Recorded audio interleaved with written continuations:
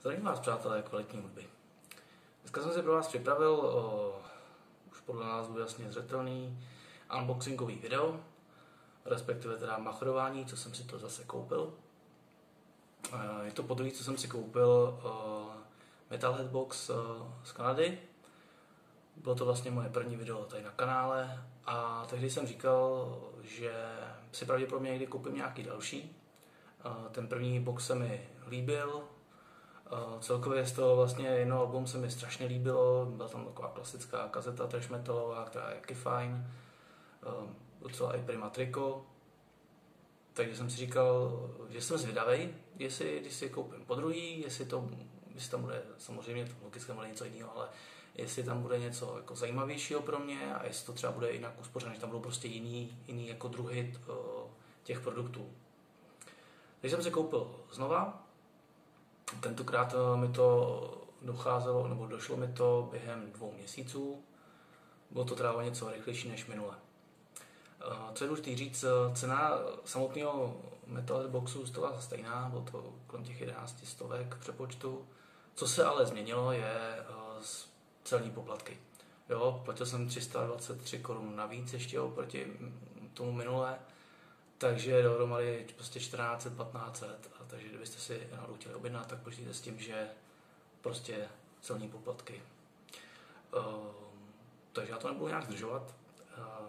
Já už jsem se ho takhle jenom nařízl a ukážu vám teda, co se v něm skrývá. První věc je taková vtipná, myslím si, že to bude asi v každém Metal Boxu a to je teda nějaká brož. Ta je hodně stylová, myslím, že pro metaláka absolutně ideální. Můžete si to připnout třeba na džísku s nášivkama, jestli máte. Moc pěkný. Druhá věc je tentokrát něco, co jsem třeba v minulém boxu vůbec neměl, takový druh zboží, a to je nášivka. Teď je to standardní obrácený, má být takhle. Nebo takhle. Je to každopádně nášivka Dimmu Borgir. Upřímně říkám, že jsem to nepoznal. Asi nejsem takový znalec. Každopádně je zajímavý. Teď jeden asi jako z těch hlavních věcí, kolikrát proč se člověk objednává, to je tričko. A vám ukážu.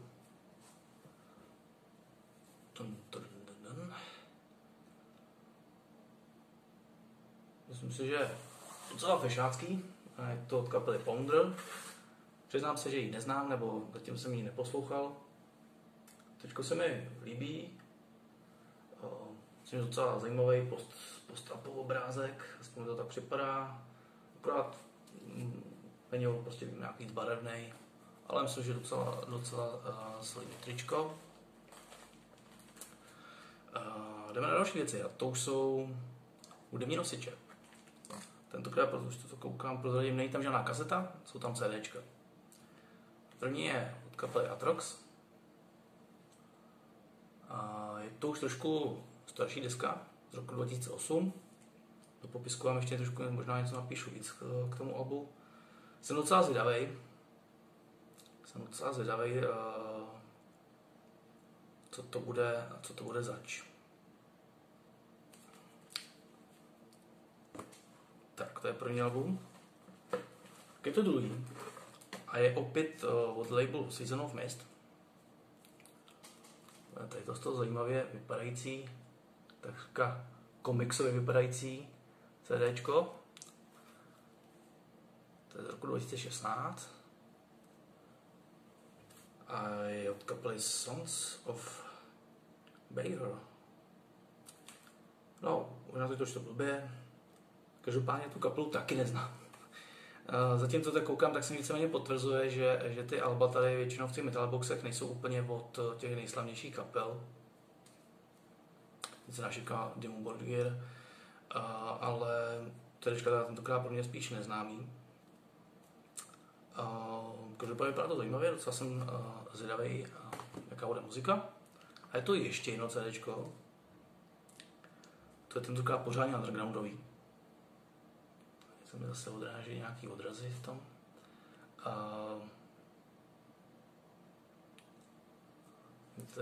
že to je jenom takovýhle jakoby úzký nosič bez nějakého caseu. Podle mého názoru, už podle nápisu, to bude buď nějaká brutal death metalová kapela, nebo brutal death metalová kapela, možná i black metalová. Redefining Darkness. To je ale úplně nový album, 2021. A moje zmílená, protože jsem se dřív nepodíval, není to kapela, je to výběrovka. Je tady těch kapel víc, je tady 20 skladeb. Celestial Sanctuary, Alchemy of Flesh, Wretched Fate. Zkrátka je to nějaká výběrovka a je tady i logo Metal Hellboxu, takže předpokládám, že to bylo stvořené možná i přímo pro ně. Což je docela zajímavý. Pravděpodobně nějaký malý kapelky v extrémním žánru. Zajímavý, těším se na to. No a je to poslední věc a z ní mám docela radost, protože to jsem třeba v tom minulém boxu vůbec takovýhle druh zboží neměl. A to je podpisová karta. No. To ji vyndám. To právě občas v těch Metal boxech je, že v něm prostě nějaká karta nebo nějaký předmět s podpisem nějakého muzikanta. Jo, to je vlastně.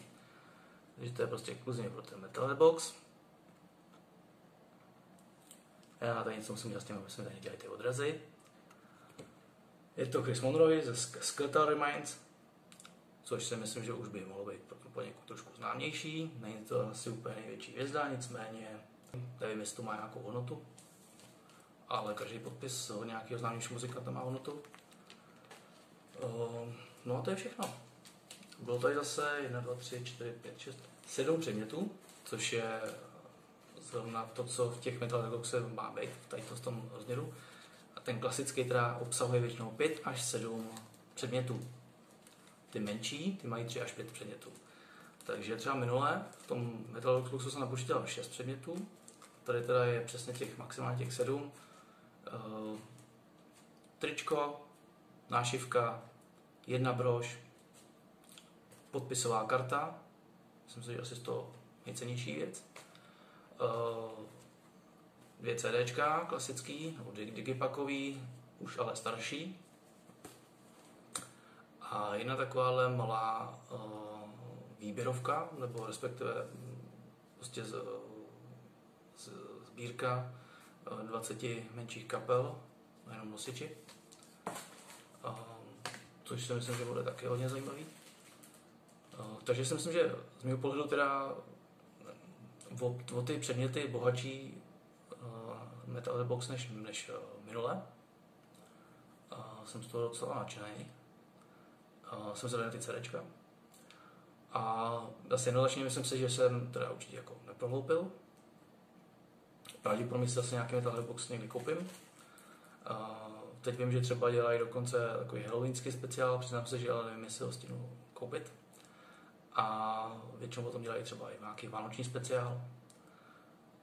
Takže někdy mají i nějak jakoby tematicky rozdělený.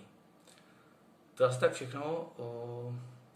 Takže jsem se, aby ten unboxing byl takový atletický, takže jsem to fakt rozbal, koukal jsem se na to přímo, takže jsem to neměl úplně nějak připravený. Já říkám, omlouvám se, že třeba ty kapely z těch CDček neznám, abych vám o nich řekl ve videu víc, ale v popisku aspoň uvedou, co to je za žánr a něco k tomu. Tak jo, děkuju vám za pozornost. Klidně napište, jestli vůbec má smysl třeba ještě někdy nějaký video s tou tematikou točit. Myslím jako otevírání Metal boxu. A mějte se hezky. A zase příště na viděnou. Čau, čau.